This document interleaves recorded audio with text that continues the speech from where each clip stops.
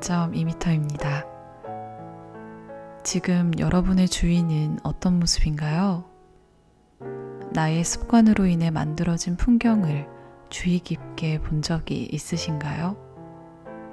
나의 잠들기 전 습관은 무엇인지, 평소 고치고 싶은 습관이나 유지하고 싶은 습관이 있는지 오늘 한번 생각해 볼까요?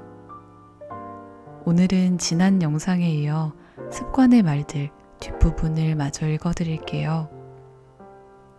이번 주도 건강하게, 무탈하게 보내시길 바래요. 산책이나 이동할 때 무조건 뭔가를 듣는 습관 외에 소리와 관련한 습관이 하나 더 있다. 혼자 살면서 생긴 버릇으로 집에 들어서자마자 팟캐스트나 유튜브를 틀어놓는 것. 씻으면서, 저녁을 준비하면서, 밥을 먹으면서, 쉬면서, 뭘 하건 상관없이 텅 빈 공간을 소리로 채운다. 사노요코처럼 텔레비전을 세대나 두진 않았지만 주의 깊게 듣거나 보는 것도 아니면서 뭔가를 습관적으로 틀어놓는다는 면에서는 마찬가지다. 혼자 있는 적막함을 깨트리려고 한 행동이었나 싶은데 그것이 인이 박혔나 보다. 일할 때 외에 밥을 먹거나 화장실을 가거나 차를 마시거나 휴식할 때는 꼭 무언가 영상이나 소리를 틀었다. 이건 역시 자투리 시간을 활용한다는 생각이었는데 마찬가지로 사색을 방해하는 공해였다. 소리나 영상이 끊임없이 머릿속과 귓속으로 들어오면 생각이란 것이 불가능하다. 어느 땐 생각할 것이 있는데도 큰 의미도 없는 것을 차마 중단하지 못하고 강박적으로 듣고 본다. 이쯤 되면 습관이 아니라 중독이 아닐까? 월간 정여울 두근두근 편에서 정여울 작가는 우리를 중독시키는 것들의 겉모습은 쾌락이지만 그 본질은 마비다라고 했다. 마비는 신경이나 근육이 기능을 잃어버려 감각이 없어지는 것으로 아무것도 느끼지 못하니 죽은 것과 다름없다. 몸뿐만 아니라 생각도 마비되지 않도록 늘 경계할 일이다. 쓰다 보니 뒤늦게 깨닫는다. 눈은 다른 곳으로 향하면 뇌로 가는 정보를 차단할 수 있지만 귀는 무조건 뇌로 정보가 이어진다. 사노요코나 나나 뭔가를 틀어놓은 건 같은데 그녀는 제 생각을 이어나갔고 나는 내 생각을 차단했구나 싶다. 자기계발과 경영 분야 전문가인 공병호 박사는 EBS 부모광장이라는 TV 프로그램에서 습관 만들기는 뇌의 하나의 길을 만드는 일이라고 했다. 유럽사회심리학 저널에 실린 습관이 형성되는 데 걸리는 시간을 연구한 논문에 의하면 어떤 행동이 습관이 되기까지는 평균 66일이 걸린다고 한다. 예를 들어 식사 후 물 마시기는 습관이 되기까지 평균 20일, 윗몸 일으키기 50회는 평균 87일 정도 걸린단다. 습관 만들기는 최소 2-3달 동안 우리 두뇌에 하나의 길을 만들듯 반복해야 하는 일이다. 수풀이 무성한 곳에 길이 만들어지려면 끊임없이 반복해 오가며 다져야 한다.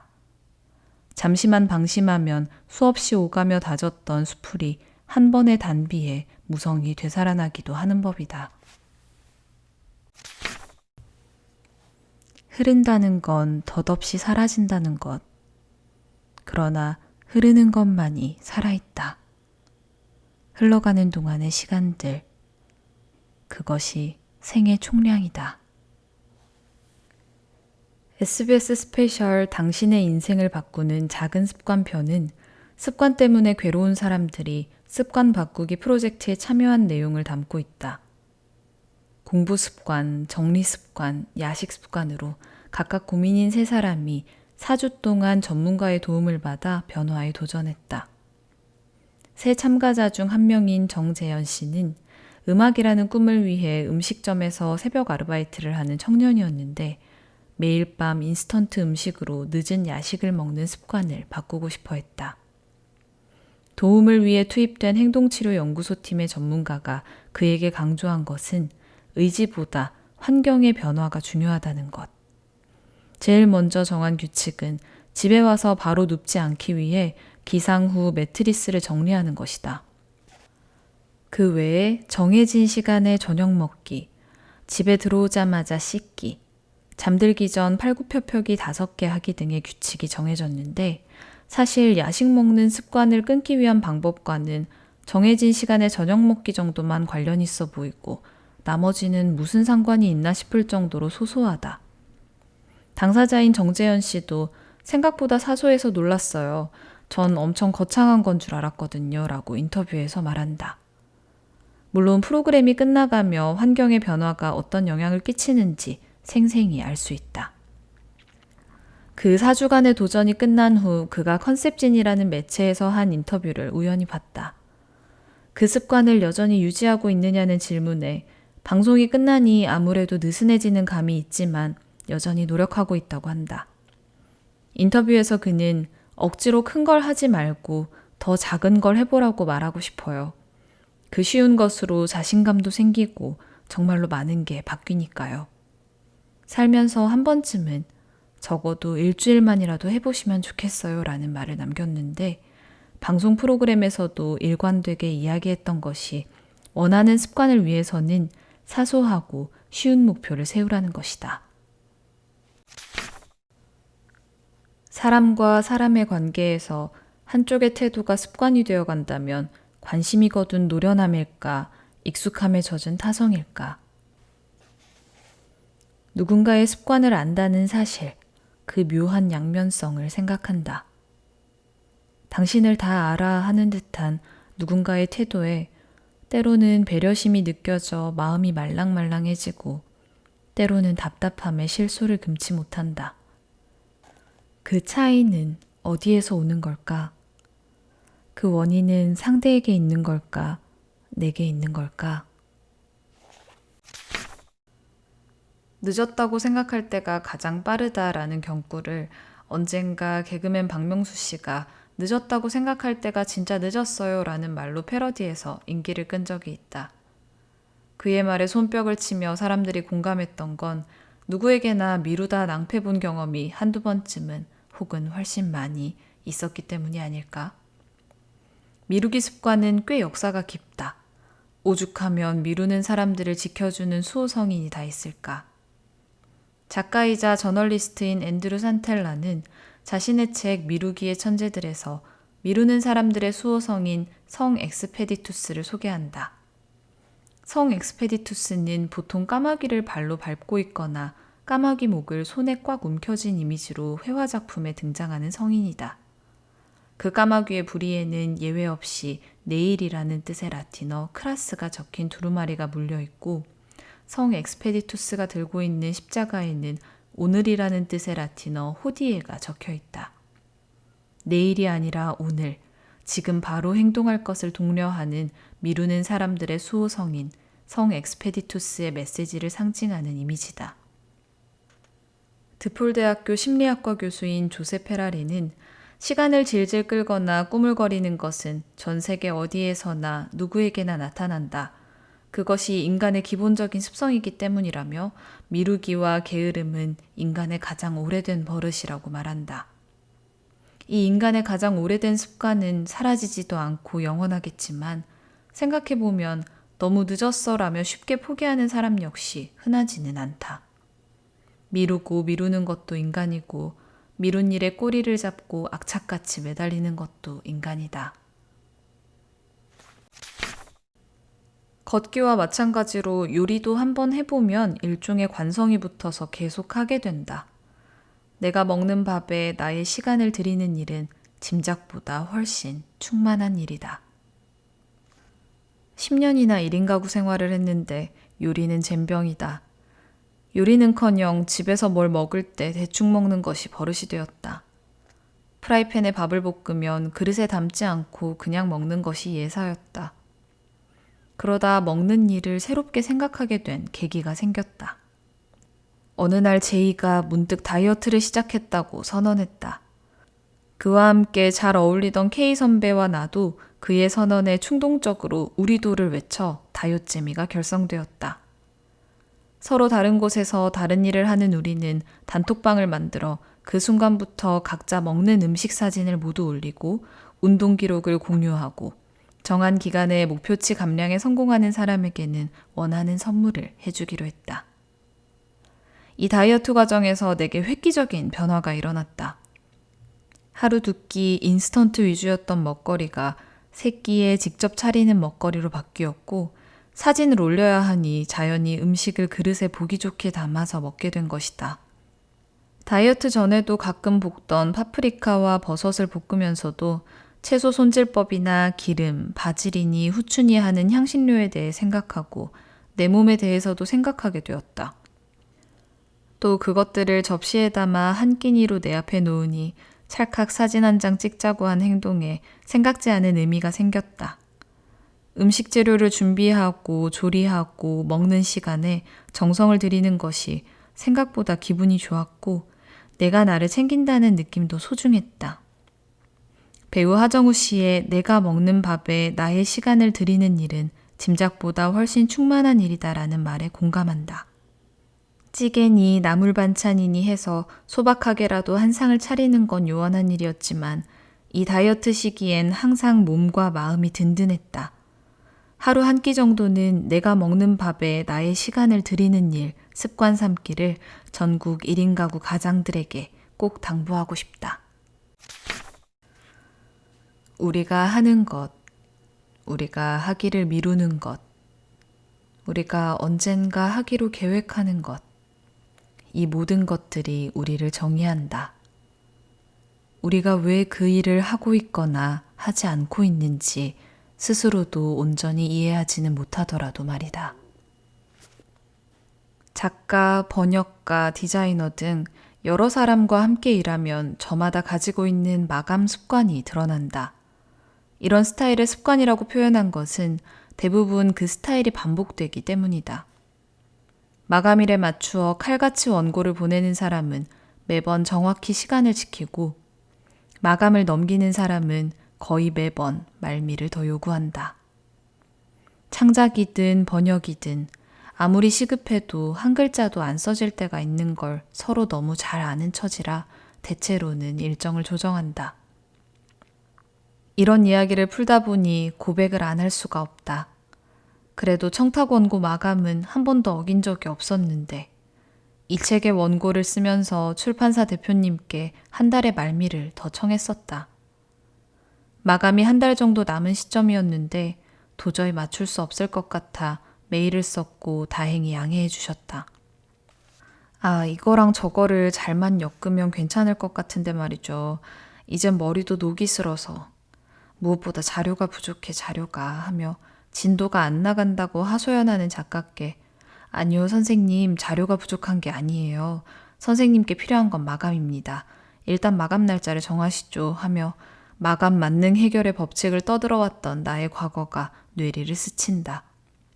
그래도 언제든 예기치 못한 일은 생기는 거라고 스스로 변명할 밖에. 자신만의 작업 습관이어도 그것이 함께 일하는 사람에게 치명적인 피해가 된다면 어떤 방법이든 새로이 강구해야 한다. 시 해설을 의뢰했던 원로평론가께 몹시 황당한 방식으로 크게 뒤통수를 맞은 경험이 있다. 사람이 하는 일이니 언제든 돌발 상황이 생길 수 있어도 최소한 예의는 지켜야 한다. 그것은 사정의 문제가 아니라 태도의 문제다. 거친 언사만 무례가 아니다. 일의 방식 자체가 무례한 것일 수 있다. 기본적인 룰은 지키며 살려고 노력한다. 솔직함과 용기가 필요한 일이긴 하다. 사치에 대한 욕구는 보들레르식으로 말한다면 인간 정신의 불멸성에 관한 증거다. 이런 거창한 말이 아니더라도 생존 밖으로 넘치는 것이 하나라도 있어야 삶이 삶이다. 하다못해 연필이라도 좋은 것을 사서 써야 한다. 난 원체 무용하고 아름다운 것을 좋아하오. 달, 별, 꽃, 웃음, 농담 그런 것들 말이오. 라는 어느 배우의 대사를 듣는 순간 마음이 반짝반짝하고 환해지는 것 같았다. 평소 낄낄거리며 쓰던 예쁜 쓰레기라는 말도 떠올랐다. 아무 쓸모 없으나 기어이 우리 마음과 지갑을 열게 하는 누구에게나 하나쯤은 있는 그 치명적 매력에 예쁘지만 쓸모없는 것들 말이다. 예쁜 쓰레기라고 그 무용함을 한탄하지만 나 또한 그 무용하고 아름다운 것이 좋고 무엇보다 그런 것을 좋아하는 마음을 만나는 것도 좋다. 합리성이나 실용성에서 한참 경쟁력이 밀리지만 그런데도 마음 한쪽을 뺏겨 한 자리를 채우는 것을 어떤 사람은 어리석음이나 사치 혹은 낭비라고 말한다. 하지만 생존 밖으로 넘치는 것이 하나라도 있어야 삶이 삶이라고 하신 황현산 선생님의 말씀처럼 내 마음에 윤기를 흐르게 하는 것이 먹고 사는 분수에 좀 넘치는 것이어도 그런 것 하나쯤 있어야 사는 것이 사는 것 같지 않을까? 팍팍한 시간에도 꽃 한 송이를 떠올리고 하다못해 연필이라도 좋은 것을 사서 쓰는 마음의 여유를 잃지 않으려는 사람이 좋다. 그렇게 반들반들 마음의 윤기를 내는 습성은 잊어버리지 않았으면 싶다. 나이를 먹으며 손바닥만한 여유를 지키지 못해 마음 사나워지는 일 없도록. 주위 사람들에게 자기 아이에게 어떤 습관이 있으면 좋겠냐고 물으니 정리 습관, 부지런한 습관, 시간을 잘 지키는 습관 등 여러 대답이 나오는데 거의 공통인 것이 독서 습관 혹은 공부 습관이다. 아이가 좀 어리면 독서 습관이라고 말하고 중고등학생쯤 되면 공부 습관이라고 말하는 것도 흥미롭다. 어쨌건 어느 집이나 우리 집 아이가 스마트폰이나 유튜브 같은 것 말고 책과 가까웠으면 하는 것이 공통의 바람이다. 그래서인지 요즘은 관련한 주제의 강의도 많이 열리고 책도 많다. 마침 첫째 조카가 9살이라 손이 갔던 한미화 선생님의 9살 독서 수업은 아이들이 가벼운 읽기에서 멈추지 않고 숙련된 독자로 크기 위해 특히 중요한 저학년 시기의 독서 습관을 다룬 책이다.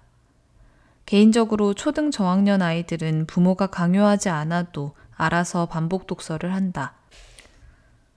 좋아하는 책을 여러 번 읽어달라고 조르거나 글을 읽지 못해도 책장을 넘겨가며 그림이라도 반복해서 본다. 반복보다 중요한 것은 좋아하는 마음이라는 구절이 퍽 인상 깊었다.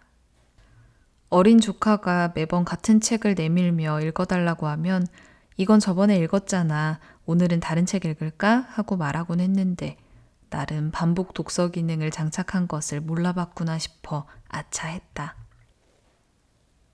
책 읽는 습관은 아이에게 심어주고 싶은 습관이기도 하지만 많은 성인도 가지길 원하는 습관이다. 습관을 형성하는 동기는 역시 재미와 보상이다. 무슨 추천 도서니 필독서니 하는 것보다는 아이들이 좋아하는 책을 즐겁게 읽도록 환경과 경험을 마련해 주는 것이 중요하듯 어른도 자기만의 즐거운 독서 방법을 찾거나 환경을 만들 필요가 있다. 아이나 어른이나 습관 형성이 어렵기는 매한가지지만 말이다. 명랑하기는 성격만으로 되는 일이 아닌 것 같다. 명랑하기는 윤리이기도 할 것이다.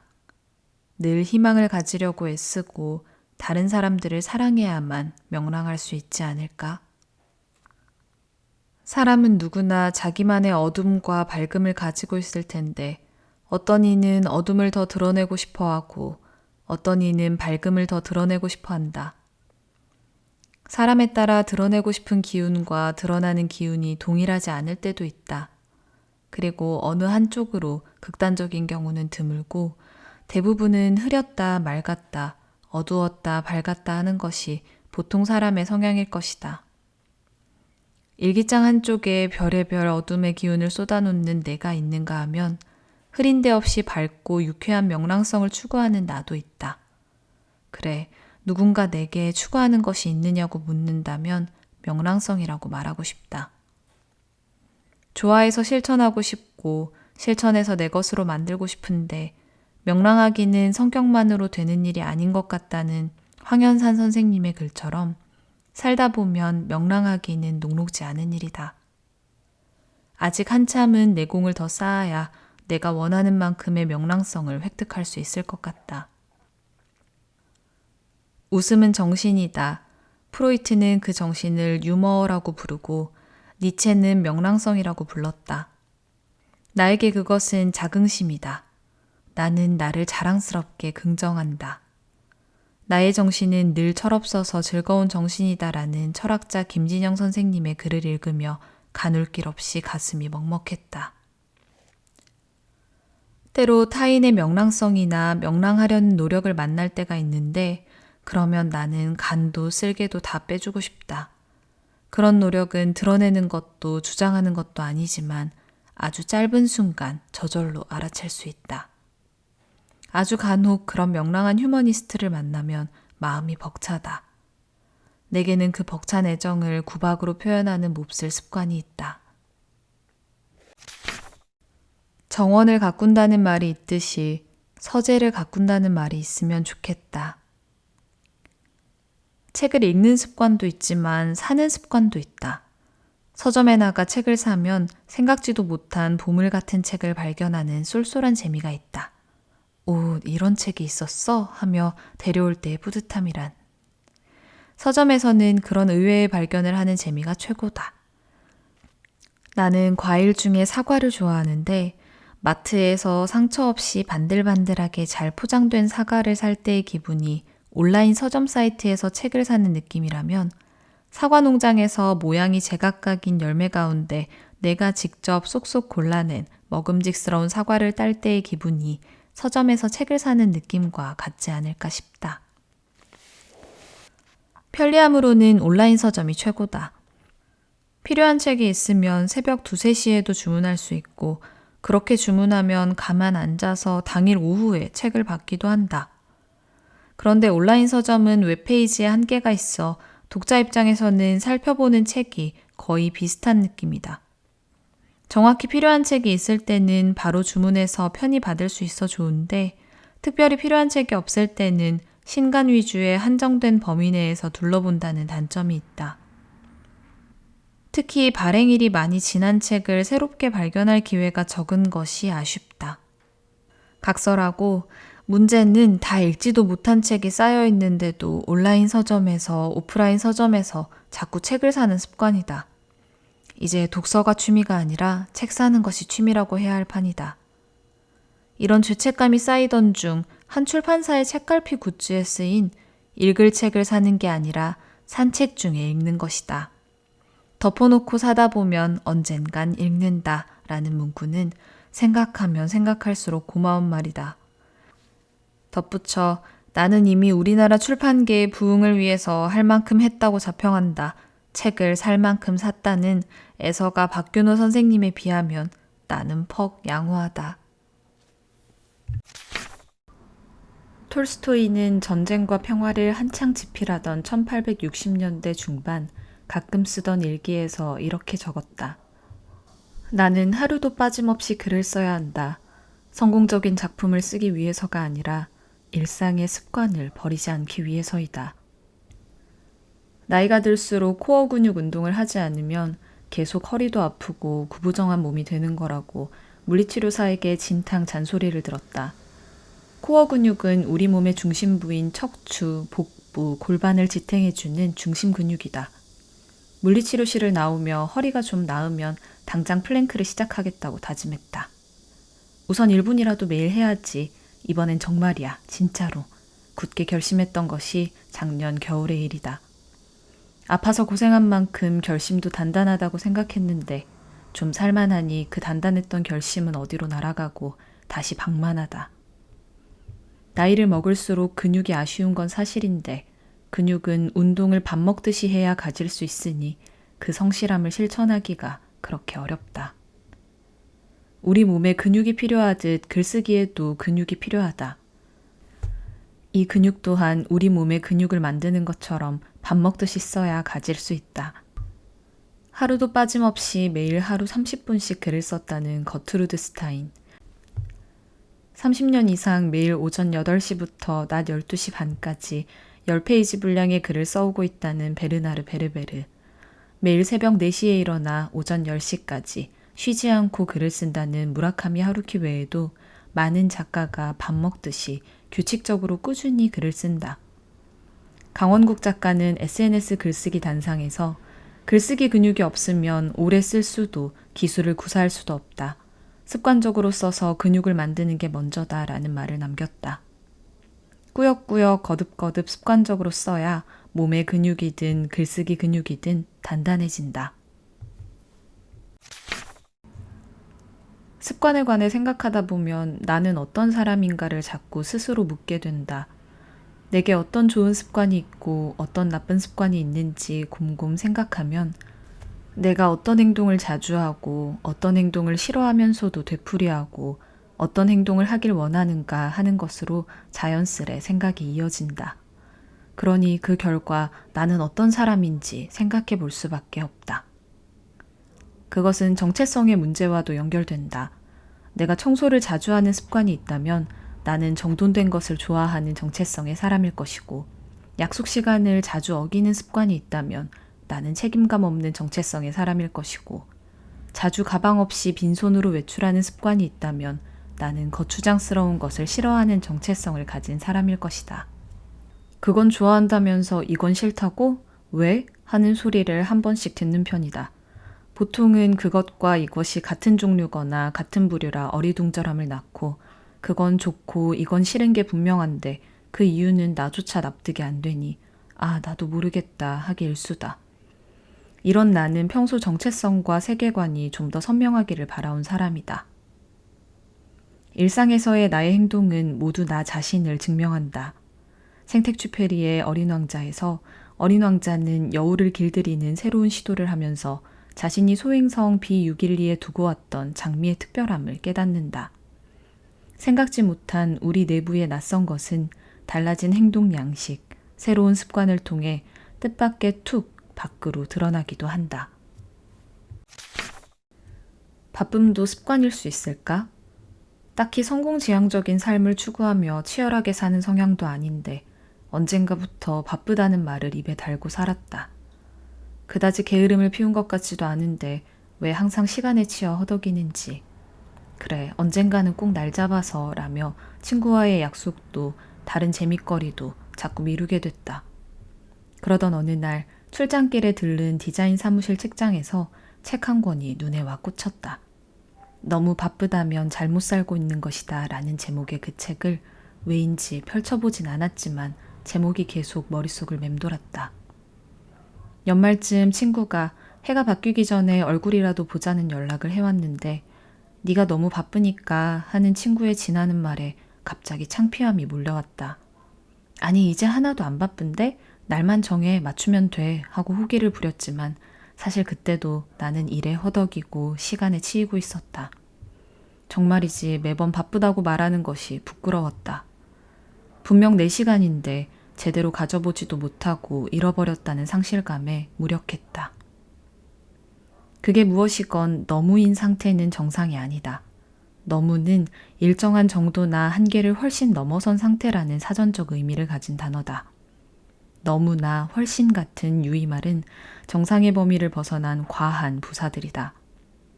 뭐가 잘못됐을까? 내 시간에 대한 통제력을 잃었다는 생각이 들었다. 당시엔 선택과 집중을 잘하자고 막연히 생각했다. 집중력이 떨어져 시간을 효율적으로 사용하지 못한 결과라고 생각되어 자책만 했는데 이제 나의 습관을 점검해야겠다는 생각이 든다. 시간을 효율적으로 쓰자라는 추상적인 목표보다 A에 몇 시간을 쓰고 B에 몇 분을 쓰고 C에서는 시간을 거두겠다는 구체적인 계획을 몸에 배게 익히면 여유도 구체적으로 확보될 것 같다. 추측형인 건 아직 실행에 옮기지 못해서이다. 사람 참 안 변한다. 고통은 훈장이 될 수 없고 무조건 통과 의례가 되는 것도 아니다. 어떤 고통은 그저 괴로울 뿐이므로 가능하다면 도망치는 것도 괜찮다. 문제는 도망치는 것도 습관이 된다는 것이다. 15년 정도 한 직장에서 일을 했다. 지역 방송사에서 프로그램에 자막도 넣고 그림도 넣는 컴퓨터 그래픽 일을 하다 30대 후반에 출판사로 이직했다. 이직한 직업으로 10년 차에 들고 있다. 10여 년의 경력 동안 4번 정도 직장을 옮겼고 현재는 직장을 나와 외주 편집자로 일한다. 원고만 봤으면 원이었겠네 했던 말이 씨가 되었는지 정말 원고만 보고 있다. 세상 모든 일이 그렇겠지만 좋은 점도 있고 싫은 점도 있다. 다행히 그 둘의 균형이 비등해서 아직은 즐겁기도 하고 불안하기도 한 아주 정상인 상태다. 사는 게 다 그렇지. 예전에 한 직장에서 오래 있었던 경험 때문에 이직 후 직장을 몇 번 옮기고 나니 평균 2, 3년에 한 번씩 자리를 옮기는 것이 생소하게 느껴졌다. 그래서 의심이 들었다. 좀 더 버텨야 할 때 버티지 않고 변명하며 도망가는 것은 아닌가. 잠시 의심했지만 변명이 아니라 이유였으며 내가 필요한 곳을 찾아간 거라 생각하기로 했다. 그런데 단 한 번, 아주 짧게 머문 직장을 떠나면서 이유가 아니라 변명이며 도망이었다는 자각이 강하게 들었던 적이 있다.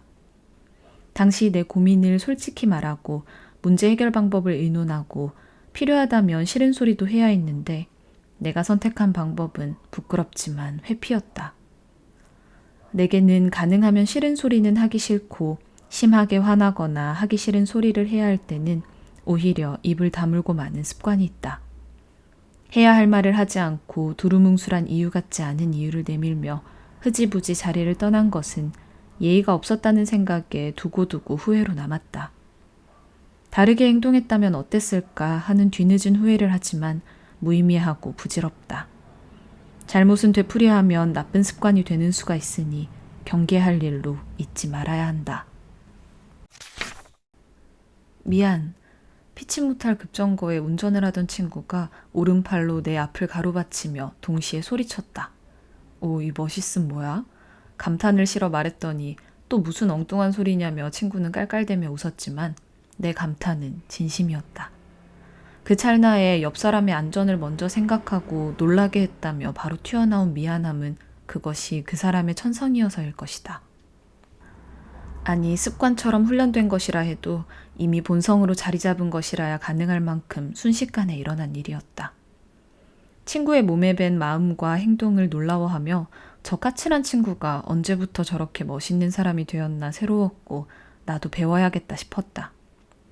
그날 이후 나도 같은 상황이 되면 옆 사람에게 미안 하는 말이 금방 튀어나오는 것이 다행히 습관이 되었는데 우습게도 팔을 뻗어 보호하는 건 한 박자씩 늦곤 했다. 벌써 20년이 지난 일인데 아직도 생생하다. 늘 마시던 걸로 보통 하던 대로라는 말에 환상을 가진 적이 있다. 줏대 있어 보이고 일관성 있어 보여서 그런 것 같다. 그런 줏대와 일관성을 가지려면 적어도 갑자기 왜? 라는 말을 듣지는 말아야 한다. 그런 말을 듣지 않으려면 그것이 내 본성인 듯 자리 잡아야 한다. 몸에 밴 마음과 행동이 곧 그 사람을 증명한다. 인간에 대해, 생명에 대해 예의 바른 사람들은 대체로 심성이 따뜻하다. 나이 들어서도 까칠한 성격은 여전하지만 삽시에 그 다정한 버릇이 여전히 튀어나오는 친구를 보니 나는 갑자기 세상 사람이 다 좋아졌다. 당신도 나도 우리는 모두 따뜻한 마음을 습관으로 가졌으면 좋겠다. 인간다움으로. 포르투갈의 국민작가로 추앙받는 페르난두 페소아가 평생 유지했던 지필 습관으로 알려진 것은 수많은 이명을 사용하여 가상인물을 만든 것이다. 포르투갈어, 영어, 프랑스어 등 다양한 언어와 다양한 문체를 구사한 엄청난 양의 글을 남기며 그가 창조한 이명과 문학적 인물은 70여 개를 웃돈다. 그중 불안의 책에 등장하는 베르나르두 소아레스는 페소아 자신과 가장 흡사한 인격체로 여겨진다. 소아레스는 리스본의 작은 회계 사무실에서 일하는 한심하고 이름 없는 사무원으로 시간이 날 때마다 리스본 시내와 태주강변을 거닐며 사색에 잠긴다. 불안의 책 전반을 흐르는 정서 불안은 건조하고 아득하며 너무 깊어 고독한데 책장을 덮으며 내 속에 온기가 그득 차 있는 건 도대체 왜인지 모르겠다. 이 깊고 고요한 우울을 가진 작가에게는 왜 그렇게 많은 이름이 필요했을까? 나는 그 해답을 내가 나인 방식으로 타인이 된다라는 책의 한 구절에서 짐작했다. 그가 말하는 내가 나인 방식도 선택이고 그 방식들로 한 사람이 되는 것도 선택인 바. 그 모든 선택이 결정으로 하나하나의 이름이 선택되지 않았을까 하는 생각에 이르렀다. 내 속엔 내가 너무도 많지만 결국은 그 모두가 나이고 그 제각각으로 다른 사람이 되는 일은 어쩌면 가능할 것도 같다. 습관을 생각하며 페르난두 페소아를 떠올리는 것도 이 내가 나인 방식이라는 인상적인 표현 때문이다. 내 삶의 습관이 곧 내가 선택한 내가 나인 방식이지 않을까 싶어서. 그렇게 생각하면 별 소소한 습관이 모두 나의 방식으로 정의되는 듯해서 조금 부담스럽다. 시간이 촉박하면 일의 효율이 올라간다. 배우자의 부모가 연락해서 15분 뒤에 잠깐 들르겠다고 하면 빛의 속도로 집을 치우게 되는 것처럼 말이다. 김훈의 책을 읽는 가장 좋은 장소는 어디일까? 내 경험에 의하면 저녁 시간에 좀 한산한 시내버스다. 버스 좌석에 앉아 별 생각 없이 책을 펼쳤다가 내용에 훅 빨려 들어갔다. 햇빛이 적당한 가을 오후였다. 문득 둘러본 주변 풍경이 흡족했고 그래서 책이 더 흐뭇해졌다. 한때 버스에서 책 읽기를 즐겼는데 언젠가부터 버스에서 책을 읽으면 속이 울렁거렸다. 울렁거리는 느낌이 꽤 고역이라 몇 년 동안 시도할 생각조차 하지 못했는데 그날은 나도 모르게 책을 펼쳤다가 완벽한 평온함을 만끽하는 행운을 누렸다. 아쉽게도 그 행운은 다시 사라졌다. 로자 이현우는 책을 읽을 자유에 김훈의 책을 읽는 가장 좋은 장소는 어디일까? 내 경험에 의하면 저녁 시간에 좀 한산한 시내버스다라는 인상적인 생각을 남겼다. 책 읽기 좋은 장소가 사람에 따라 다를 수 있을 거라는 생각에는 익숙한데 책에 따라 다를 수도 있다는 말은 새로웠다. 엉뚱하게 누구든 자신의 취향을 저절로 아는 것은 아니라는 생각이 든다. 굳이 더듬어 보니 카페나 지하철에서 읽으려고 챙기는 책은 주로 작은 판형의 가벼운 에세이이고 침대에서는 시집이나 소설을 찾는다. 스탠드를 켠 책상에 앉아서는 김현수, 김훈의 책을 펼치고 인문교양서는 읽어야 할 때 언제 어디에서든 읽는다. 분야에 관계없이 의외로 좋아하는 자세는 바닥에 책을 펼쳐놓고 양반다리 하고 앉아 등을 구부리고 고개를 깊이 숙인 자세다. 도서관에서 책을 잔뜩 빌려와 옆에 쌓아두고 살피면서 생긴 버릇이다. 이런 취향이나 습관은 미처 생각하진 않았는데 더듬어 보며 알아가는 재미가 있고 저 책은 어디에서 읽어야겠다 하는 생각도 할 수 있어 즐거운 구석이 있다. 이 인생에서 내가 제일 먼저 배웠어야 하는 것은 나의 올바른 사용법이었지만 지금까지 그걸 가르쳐주는 사람은 없었다. 그걸 모르니 인생은 예측불허 좌충우돌의 연속이었다. 습관이란 것이 무의식적으로 하는 행동이다 보니 무엇이 있나 막상 손꼽으려 하면 잘 꼽히지 않는다. 우선 당혹스러운 것이 내가 나를 잘 모른다는 것이다. 내가 어땠지? 내가 어쩌더라? 작정하고 생각해봐도 깜깜하다.